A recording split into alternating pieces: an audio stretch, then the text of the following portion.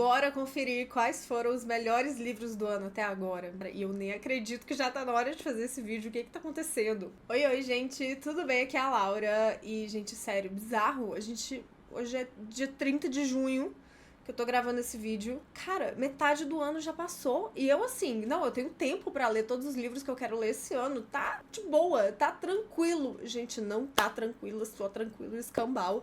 Como assim? Eu sinto que eu não li nada ainda esse ano, ao mesmo tempo que eu já li tanta coisa e eu tô meio desorientada, assim. Se você também tá se sentindo desse jeito, por favor, dá um abraço virtual e comenta aqui nos comentários, porque, gente, sério, bizarro. Mas, ó, todo ano eu faço meio que a tag dos 50%, só que eu vou confessar que eu tô um pouquinho... Não quero. A verdade é essa, não quero.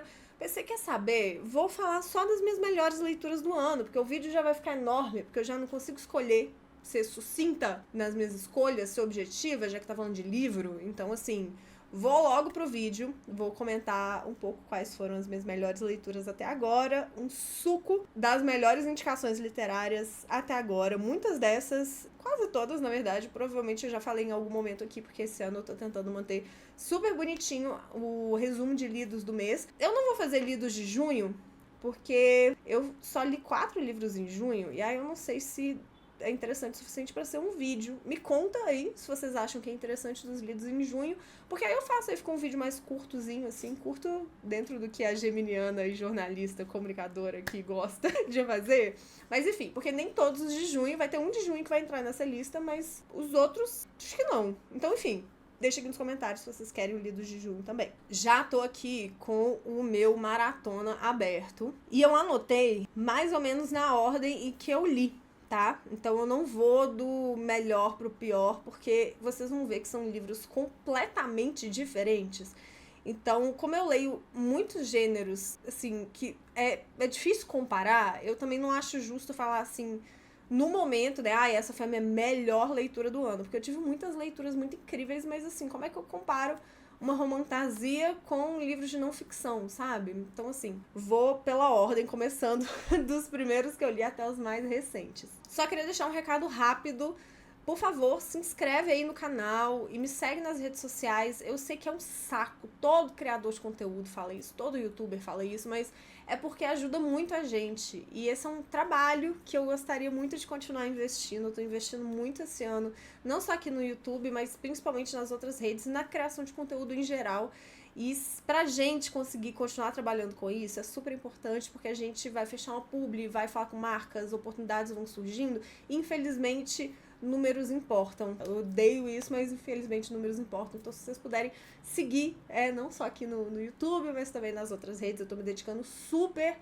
E tá sendo realmente conteúdos muito legais, eu juro juradinho. Então, se você puder me dar essa moral, eu agradeço muito. Vou deixar o link pra todos esses livros que eu falar aqui na descrição, porque como eu separei mais ou menos um pouco mais de 10 livros, pra não ficar um vídeo de 50 horas, eu vou passar muito brevemente e falar por que eu gostei muito mais do que sobre o que fala cada livro e tal. Então, se você por acaso se interessar, o link de todos eles vai estar aqui na descrição. Vou começar com um dos primeiros romances que eu li esse ano, que ele é um romance mais dark. E eu comentei até nas minhas melhores leituras de 2024 que eu tô começando a ler mais livros dark, mas não é um dark romance assim, porque... Como é que eu posso explicar? Eu tenho um limite do quão dark eu consigo tancar quando envolve um romance, sabe? Eu adoro histórias dark, eu adoro true crime, eu adoro não ficção, que aborda temas muito pesados e tudo mais. Até ficção também, dependendo do que aborda, vocês vão ver. A última leitura que eu vou colocar aqui é bem pesada. Mas no romance eu tenho um limite, assim. E aí, eu comecei ano passado a me abrir um pouco mais. E eu amei, falei, um dos minhas leituras favoritas foi o Lights Out, que saiu aqui no Brasil agora. E o Cutelo e Corvo, que é uma comédia romântica dark. Então eu tô indo mais por aí. E o Nocticaria, ele não é uma comédia romântica, tá? E ele é um livro mais 18, já vou deixar muito claro aqui. Ele é um romance que eu comentei no meu Lidos de janeiro. Eu vou deixar linkado aqui o vídeo também, que aí no vídeo eu falo um pouco melhor. Mas, cara, eu gostei muito, porque eu gostei muito das facetas e da profundidade dos personagens. E ele é um livro que ele tem muito romance. A química entre os protagonistas é incrível, mas ele tem um suspense ali de fundo que é muito viciante. É muito viciante. E eu super imaginei um filme já, ou pelo menos uma série. Eu ouvi no audiobook e foi uma experiência com 2 narradores, assim, que foi muito legal e foi um romance que eu gostei pra caramba mesmo, assim. Tô curiosa pra ler a continuação, que vai ser com outro personagem, não necessariamente com os protagonistas, né? Mas tô muito animada, enfim, foi uma leitura que eu gostei demais. Se a minha voz falhar, que minha voz tá meio rouquinha, não sei se dá pra perceber, tô tendo que projetar um pouco mais. Resquício de Bienal, gente. Quem me acompanhou nas outras redes sociais viu. Hoje, dia 30 de junho, eu tô até hoje editando e postando conteúdo da Bienal. Fiz uma cobertura super completa com muito conteúdo diferente, entrevista com profissionais do mercado editorial, com bastidores da Bienal, como é que é quando a Bienal não abre pro público, como é que foi a pré-estreia do TikTok, enfim, várias coisas. Quem tá me acompanhando aí nas redes já assistiu tudo e quem não voltou resfriado, gripado da Bienal, não viveu a Bienal certa, tá? Então eu já peço desculpa pela minha voz. Uma romantasia que eu acho que foi a melhor romantasia que eu li até agora esse ano foi o Quicksilver. E eu ouvi no audiobook também. E, nossa, o audiobook muito bom. Muito, muito, muito bom. Eu comecei o ano ouvindo muitos audiobooks. Agora deu uma diminuída no ritmo, porque, enfim, eu viajei e aí foi meio complicado ouvir audiobook. Mas foi muito inesperado, assim. Eu sei que é um livro que tá super hypado, ele saiu recentemente aqui no Brasil também, inclusive tipo, um pôster no estande da Ruco enorme com o Quicksilver. Mas essa fantasia, romantasia, eu achei que valeu muito o hype. Eu gostei muito da construção do universo ali. Tem um pouquinho de tudo, de criaturas mágicas, até intrigas políticas, a questão das raças ali dessas criaturas, uma hierarquia em questão de poder mesmo ali. Tem aquela coisa, não sei se é muito spoiler, vou falar um trope que quem curte romantasias talvez vá curtir saber disso, que é dos fated mates, né? Então, predestinados, digamos assim. Eu gostei muito da química do casal, nossa. E foi, assim, várias dessas leituras, elas se tornaram algumas das minhas melhores também, como todos os livros, quase todos os livros que eu gosto, porque acaba que chega no momento, sempre falo isso, né? Chega no momento certo, na hora certa. E foi no momento que eu tava tão começando um detox de redes sociais, assim, e mudando um pouco a minha rotina em relação a bloqueios de redes sociais. Já falei aqui em alguns vídeos, né? E aí foi um momento que eu tava ouvindo o audiobook enquanto eu coloria um livrinho de colorir, ou tava fazendo sudoku, caça-palavras e tal. E aí foi tão gostoso, assim, era um momento que eu ansiava de chegar à noite e ouvir essa romantasia que eu tava completamente viciada e no meu momentinho de paz, sabe? Então, assim, pra mim também foi uma das melhores leituras do ano por isso. Mas eu também gostei muito da história. Eu acho assim, se você curte romantasias, uma vibe Acotar, Trono de Vidro, eu acho que Quarta Asa, eu acho que vale muito a pena dar uma chance pra Quicksilver. Falando em romantasias, eu não podia deixar de fora a Tempestade de Ônix, que assim, gente, foi uma das leituras que eu tava mais ansiosa pra esse ano. E pra mim valeu todo o hype, assim. Eu sei que foi um livro que dividiu opiniões. Teve gente que ficou frustrada, teve gente que não achou que foi isso tudo, teve gente que achou ruim mesmo, que achou devagar, etc. Mas, cara, eu gostei muito. Eu gostei muito, muito, muito mesmo.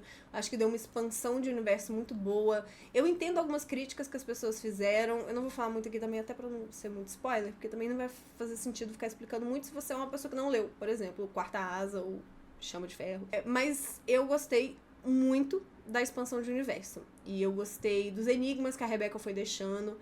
Tem alguns furos ali, eu acho, que ficaram na narrativa, mas eu sinto que ela vai conseguir costurar isso muito bem nos próximos volumes. E assim, gente, não tem como. Eu acho que cai muito no lugar pessoal, assim. Quando eu fico 100% investida numa saga, é muito difícil eu desgostar, assim. Por mais que eu entenda que, às vezes, dependendo do sucesso, né, e quanto aquela saga evolua, eu entendo que possa cair um pouco a qualidade, digamos assim, da escrita, porque eu acho que quando a gente acha uma série muito boa, o impacto inicial que a gente tem, quando a gente não tem nenhuma expectativa, sempre vai ser maior, assim.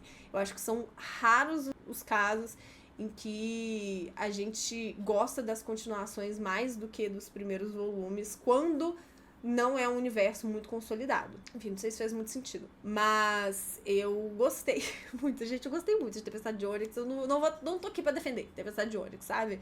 É gosto pessoal. Laura, gostei muito.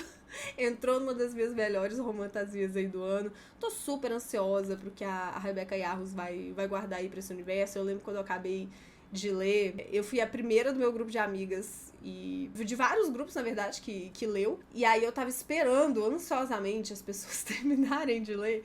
E aí, com cada pessoa que foi terminando, era uma série de áudios e surtos e não sei o que. Então também isso conta pra mim da questão de leitura, não só o livro pelo livro, mas toda a memória afetiva que isso foi criada ali. Então foi muito gostoso. Eu amei. Indo pra um outro extremo, não tem nada a ver com os livros que eu falei até agora.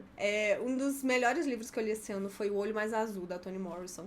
Esse era um que eu tava querendo ler há muito tempo, e ele foi uma das leituras coletivas do meu grupinho do Catarse. E foi um livro, assim, eu sabia que eu ia ficar impactada, mas ainda assim me surpreendi. A escrita da Toni Morrison é fantástica, é maravilhosa, é de uma profundidade, ao mesmo tempo em que ela consegue, às vezes com diálogos simples, te fazer sentir tanta coisa. E é um livro que vai falar muito sobre questões raciais, principalmente no século passado, ali nos Estados Unidos. Vai falar muito sobre a nossa visão de beleza e os padrões de beleza que são completamente pautados por questões raciais mesmo, né? A gente sempre vê a figura das pessoas brancas, e principalmente mulheres brancas, magras, que se encaixam ali num determinado estereótipo. Aquelas são as mulheres consideradas bonitas, aquele é o ideal de beleza. E a Toni Morrison vai discutir muito como que isso afeta, claro, continua afetando, mas no caso desse livro, como que isso afetava jovens, né, meninas negras nos Estados Unidos do século passado, principalmente comparando com algumas figuras de Hollywood ali, né. Cara, e eu sempre falo, né, temáticas pesadas por si só, né, elas já nos tocam de um jeito. Quando elas são narradas, né, experienciadas por uma criança, eu acho que fica ainda mais profundo, porque aquela criança ela vai descobrir a crueldade do mundo e das pessoas no momento em que ela só espera receber amor, ela só espera ser aceita, ela só espera pertencer a algo ali. Então, nossa, é um livro extremamente necessário. Eu acho necessário, até hoje, todo mundo deveria ler O Olho Mais Azul. Indo pela ordem, um livro que eu amei e eu já devo ter citado, pelo menos em live, sei lá, umas 50 vezes esse ano, não sei. Eu queria tanto fazer um vídeo sobre ele, mas aí eu vacilei, porque em determinado ponto do meu ano, eu comecei a tentar fazer as coisas com mais propósito e com mais presença. E eu até queria fazer um vídeo sobre isso. Então, eu acho que eu até comentei em algum, não sei se foi no vídeo da crise da narração, ou enfim, em algum outro momento, que eu comecei a fazer anotações enquanto eu lia, que parece algo bobo, mas eu parei de fazer nessa urgência de ler muito pra criar conteúdo, pra produzir mais, pra ler mais, sabe? Hoje em dia, gente, século XXI, 2025, redes sociais, ânsia pela produtividade, né? E até o nosso consumo por entretenimento, às vezes, tá que é meu trabalho, mas, enfim, algumas leituras eu li só por entretenimento, entrar numa lógica de linha de produção. E aí, tô falando isso tudo porque olha como que a gente perde, né, quando a gente não faz as coisas anotando, parando pra refletir e deixar comentários e etc. Eu li o Cultos, a linguagem secreta do fanatismo, e eu não anotei nada. E aí, quando eu quero gravar um vídeo, eu gosto de gravar vídeos, assim, sobre livros mais densos e que eu vou tratar não só a resenha, entre aspas, né, porque eu não sou crítica literária, mas enfim, quando eu vou comentar as minhas impressões de leitura e etc e tal, de livros que eu não leio só por entretenimento, eu gosto de ter um roteiro, né, e tentar conduzir uma linha de raciocínio lógica. E o Cultos eu não anotei. Então eu não... Até hoje, toda vez que eu vou gravar o vídeo, dá aquela coisa de, ai, calma, preciso de tempo, porque eu preciso sentar, pegar o livro de novo, marcar de novo as coisas, ou pegar pelo menos o que eu marquei, porque eu grifei, né? Mas eu queria... Geralmente eu faço anotações e tal, né? Aí eu não fiz isso, e aí agora eu confesso que eu vou empurrando com a barriga. Então, assim...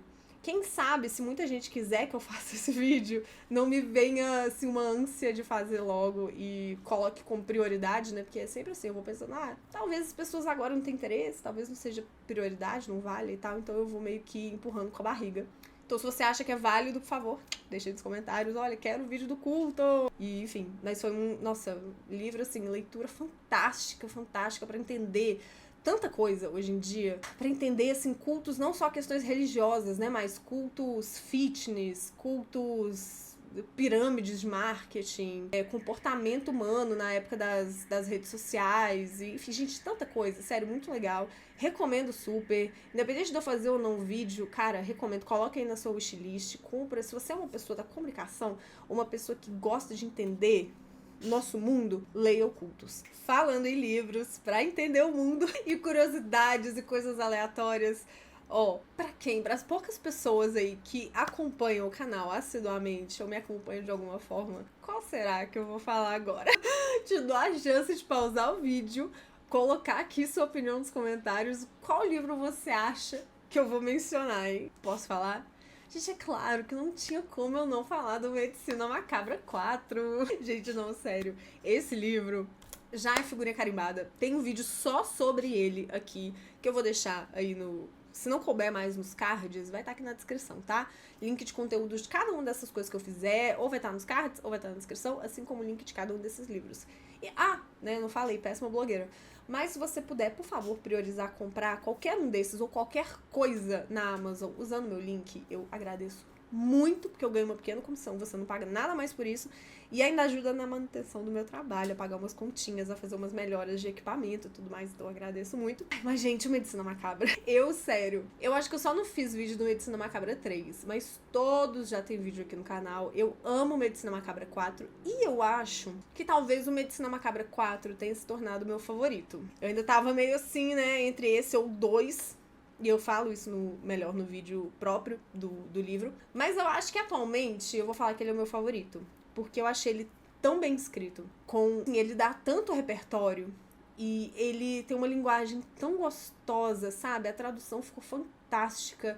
A edição, assim, é um primor. Ela é uma delícia. E esse foi um daqueles livros, assim... Eu tive muitas leituras muito boas esse ano, como vocês estão vendo nesse vídeo. Mas... foram poucas as que eu guardava, sabe? Me obrigava a parar de ler, eu ler só um capítulo, porque eu falava, não, eu preciso guardar isso aqui, porque eu não quero acabar isso aqui agora, tá gostoso demais, tá uma delícia. Porque o autor, ele vai... Assim, é um livro, por mais que às vezes a gente ache é muito específico ali, de uma coisa meio de medicina, história da medicina, dos procedimentos cirúrgicos e tudo mais, na verdade é uma aula de história. Porque o autor, ele vai falar sobre a história da medicina por meio de procedimentos, medicina assim, das cirurgias, na verdade, né? Por meio de procedimentos cirúrgicos, mas para cada procedimento cirúrgico, cada cirurgia muito famosa, né, que revolucionou a medicina e, enfim, abriu porta para tantos avanços científicos, para salvar tantas vidas, né?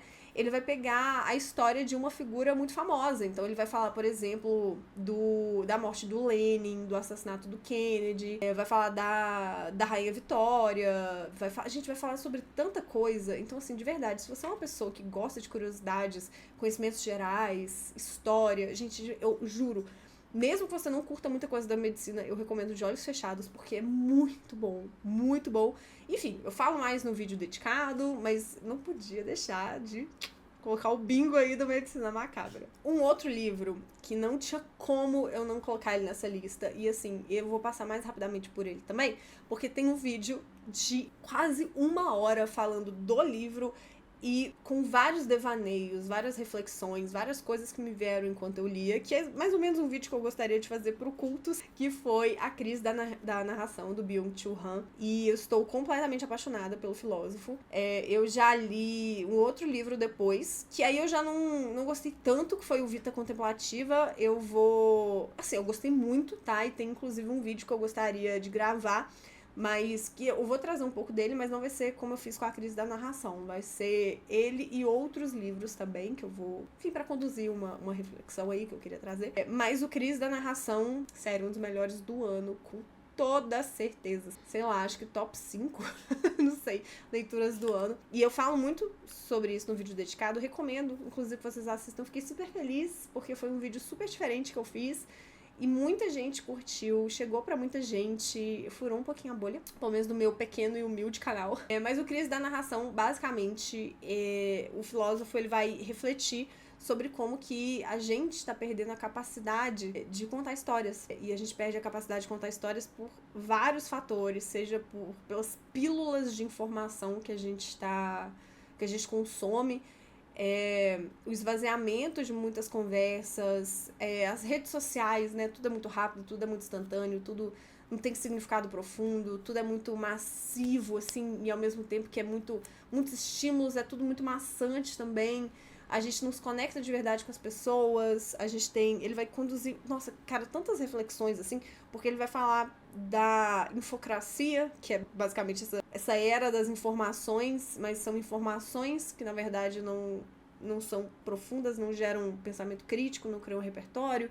Então, recomendo muito que vocês assistam esse vídeo, porque eu trago umas reflexões bem legais, principalmente também sobre como que hoje em dia a gente quer consumir tudo tão rápido e conteúdos tão curtos. Como que isso no médio e no longo prazo tá minando a nossa capacidade de ouvir, de contar histórias, de participar de conversas, de ter conversas. Os próprios diálogos, assim, começam a deixar de fazer sentido. Enfim, recomendo super, foi impossível não colocar como uma das minhas melhores leituras até agora. Um romance que eu queria colocar aqui, porque quando eu olho assim pra trás esse ano, foi uma grata surpresa. Foi um romance, uma comédia romântica, que eu conheci por conta de um trabalho, porque a autora entrou em contato comigo pra fechar uma publi. E, cara, é tão bom quando dá esse match. Sabe, é tão bom quando você não só tem oportunidade de trabalho, mas você também realmente descobre uma leitura que vira uma das suas favoritas aí do ano, que foi O Amor por Acidente, da Olivia. E eu falei um pouco sobre ele no vídeo de lidos do mês, que eu li ele, não lembro agora exatamente o mês que foi. Mas é uma comédia romântica que me lembrou muito aquela comédia romântica na vibe dos anos 2000, sabe? E não é dessa nova onda de comédias românticas que estão voltando aí, que inclusive eu tô achando ótimo.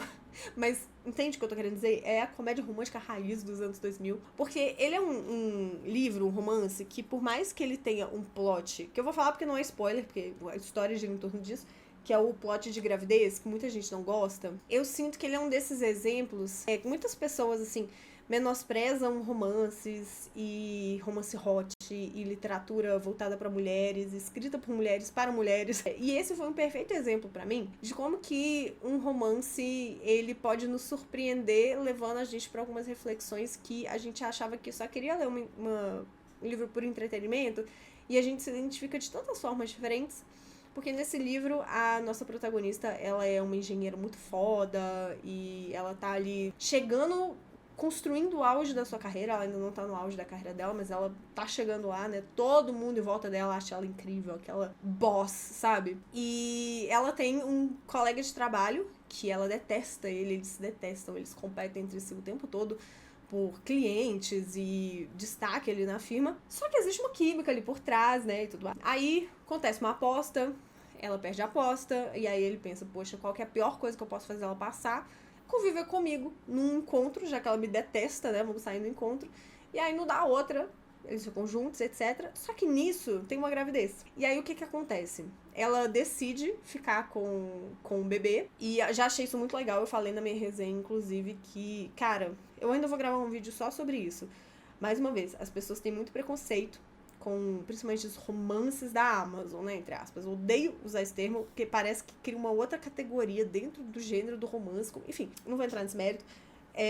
Mas olha como é muito legal que no livro, essa questão da escolha da mulher, e esse assunto vai voltar aqui num outro livro que eu vou mencionar daqui a pouco, é trabalhado de um jeito sutil, mas assim, ponto final. A escolha é dela, ela escolhe o que ela quiser, e a partir da escolha dela, a gente segue daí e a gente apoia o que quer que seja, né? E aí ela decide ficar com a gravidez, né? Ela decide se tornar mãe, ela não tinha parado pra pensar em ser mãe, mas quando ela se vê com essa possibilidade, com esse futuro, ela pensa, eu quero.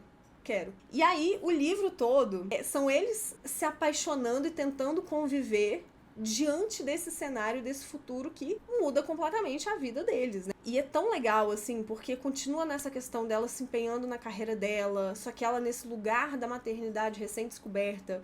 Enquanto isso, é uma comédia romântica, porque o cara é tipo um golden retriever, assim, ele é muito engraçado. E, gente, eu dei tanta risada. É um livro grande, assim, eu acho que tem 500 páginas, por aí. Eu li no final de semana, porque, assim, eu não conseguia parar de ler. Eu me diverti tanto, e foi tão gostoso. E direto eu fico lembrando dessa história. Então, assim, foi um dos melhores romances que eu li esse ano. Um livro de não não ficção, porque podia, né? A gente tem o desafio Uma Bruxa por Mês. Como que eu não vou falar de um livro de bruxa na minha lista de melhores? E aí eu escolhi o Grande Livro das Bruxas e Curandeiras, que vai falar bastante sobre como que as mulheres, que sempre foram colocadas nesse estereótipo, né, de ser o gênero aí do cuidado, né, do zelar pelos outros, do lar, né, da questão doméstica e etc e tal. Por que as mulheres ficaram de fora da medicina? Sendo que essas mesmas mulheres, por muito tempo, foram condenadas, por exemplo, como bruxas,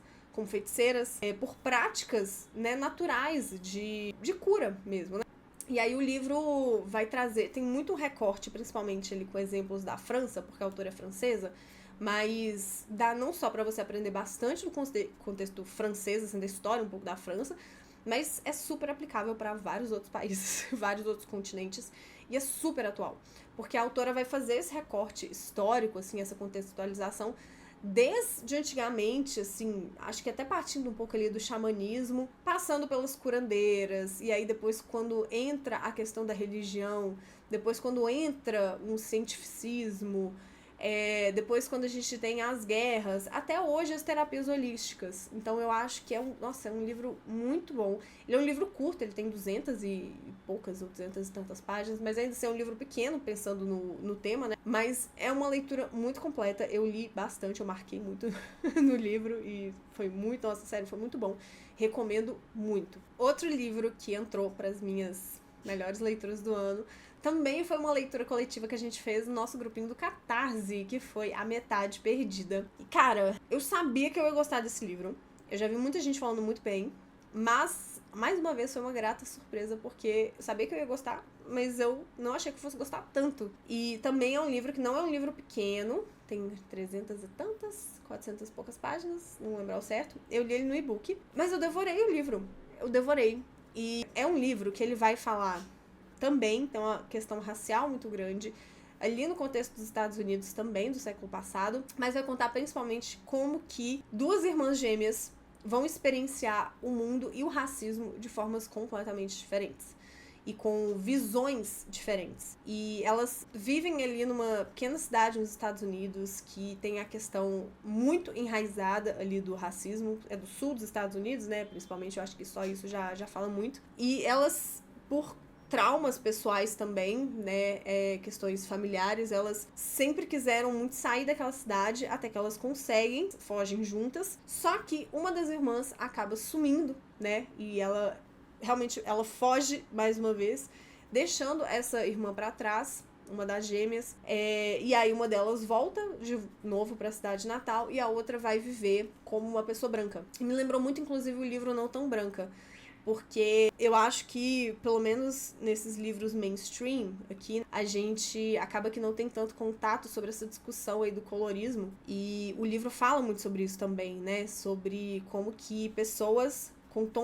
negras com tons de pele mais retintos ou mais claros, lá nos Estados Unidos têm experiências diferentes, ou pelo menos tinham no século passado, enfim, isso eu sou uma pessoa branca, eu pego da minha leitura de A Metade Perdida e vários outros livros que eu já li a respeito, mas isso foi o que ficou pra mim, assim. Me lembrou muito Não Tão Branca, que a gente também leu no Catarse e que fala bastante sobre isso, e eu acho que é um livro muito legal, assim. Eu fui assistir resenhas depois de outros criadores de conteúdo, inclusive sempre indico a resenha da Maria, do Impressões de Maria, que ela fala bastante, inclusive até porque ela não gostou de algumas questões ali do livro, e foi um livro que gerou discussões muito legais, assim, no Catarse, sabe? E eu acho que é um livro super importante pra gente ter mais noção, principalmente, falo como uma pessoa branca, de experiências diferentes, de vivências diferentes, né? Principalmente em culturas diferentes, como a dos Estados Unidos, que por mais que seja diferente da nossa, também não é tão diferente.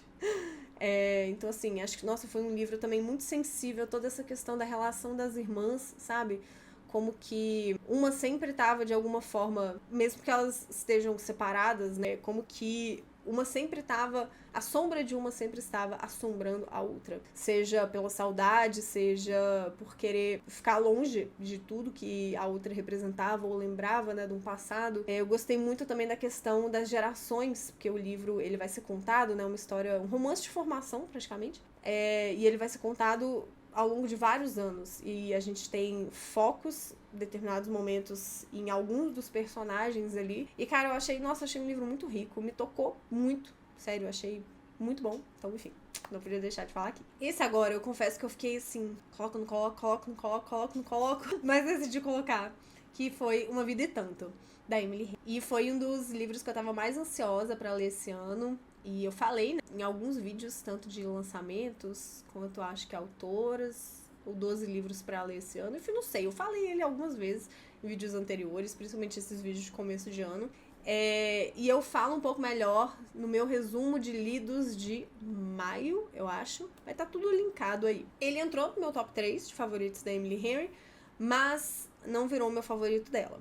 E eu falo um pouco nesse vídeo, do resumo de lidos, que eu acho que eu teria gostado muito mais de Uma Vida e Tanto se eu não tivesse lido Os Sete Maridos de Evelyn Hugo, por algumas questões, mas porque eu sinto que ele poderia ter sido um livro maior. Eu gostaria de que algumas partes, principalmente ali a vida da Margaret, fossem um pouco mais bem desenvolvidas.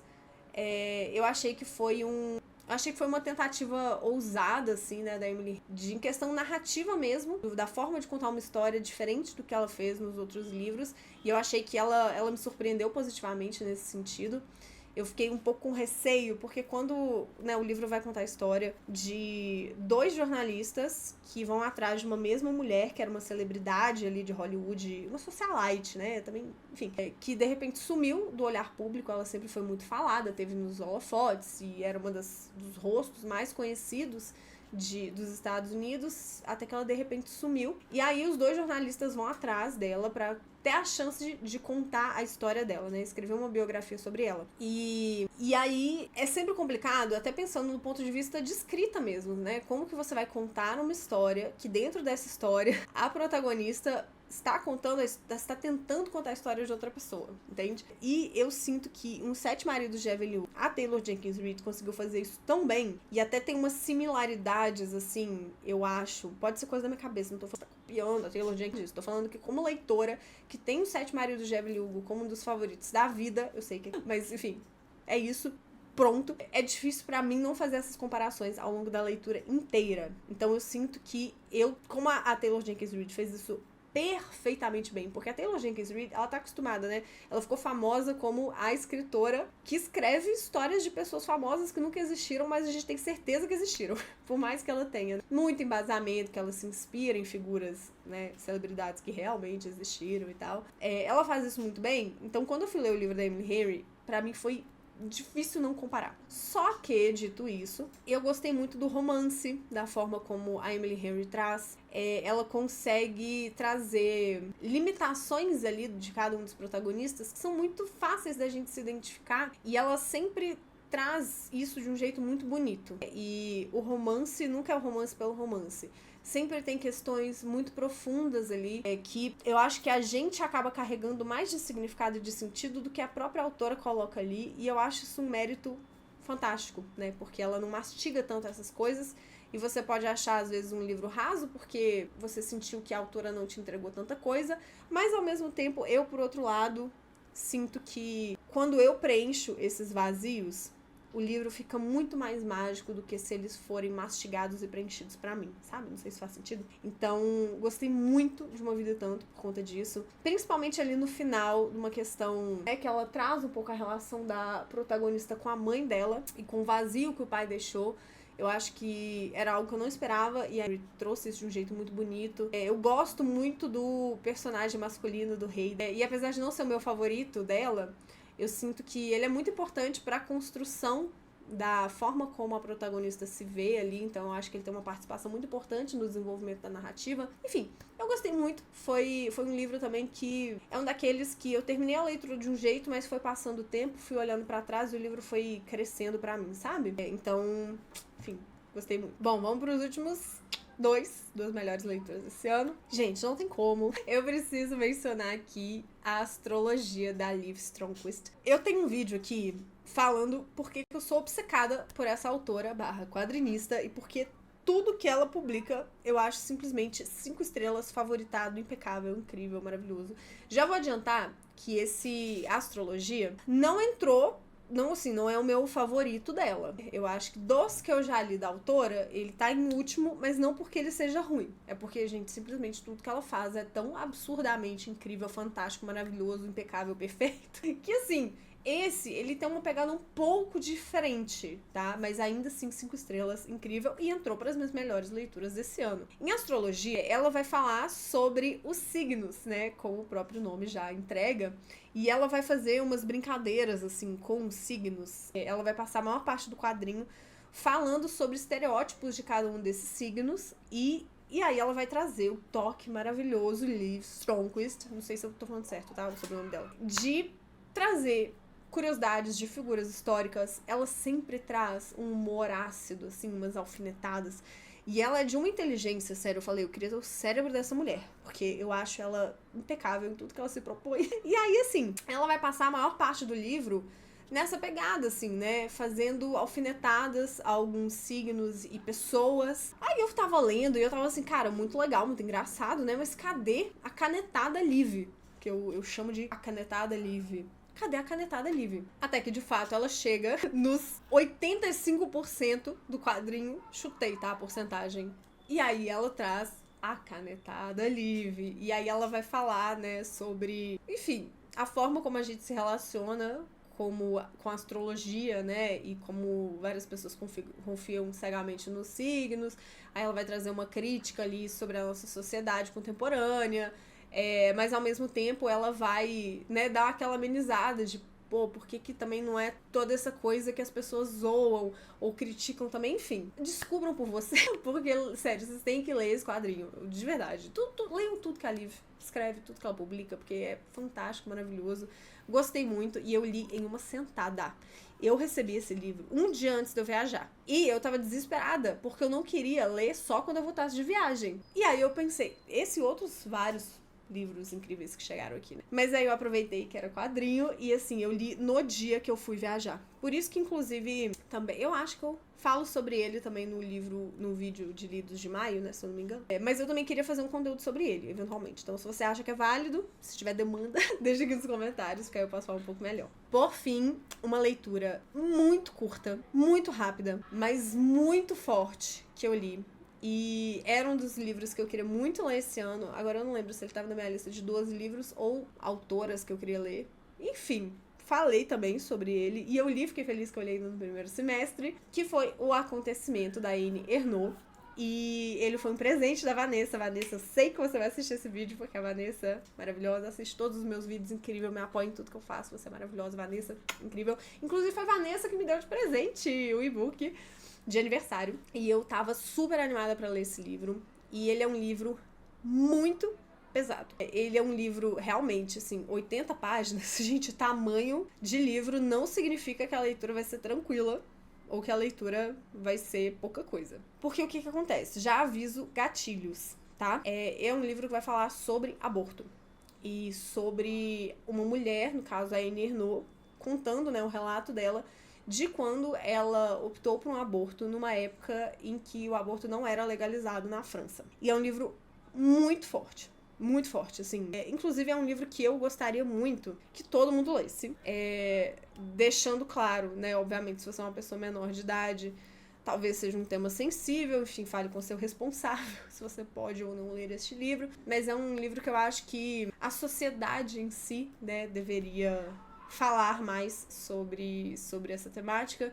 E eu acho que é um livro muito importante, mesmo em 2025, pra gente, pra quem não tem, criar empatia em relação ao que as mulheres, né, que se veem diante dessa situação, principalmente a falta de escolha diante do próprio corpo, do próprio futuro, pra entender o que se passa na cabeça de uma mulher que já decidiu que ela não quer ser mãe, que ela não quer seguir com a gestação, não é nem ser mãe, é que ela não quer seguir com aquela gestação. Porque ela vai descrever, né, a forma como as pessoas trataram ela, inclusive profissionais da saúde. Ela vai descrever o procedimento e, já adianto, é muito forte, porque, como eu falei, né, não era legalizado na França naquela época, então vocês imaginam ao que ela teve que se submeter para conseguir, para dar fim, né, para seguir com aquela escolha que ela tem direito, né, a fazer em relação ao próprio corpo, ao próprio futuro, em um contexto em que ela não foi dada as ferramentas para que ela fizesse isso de forma segura,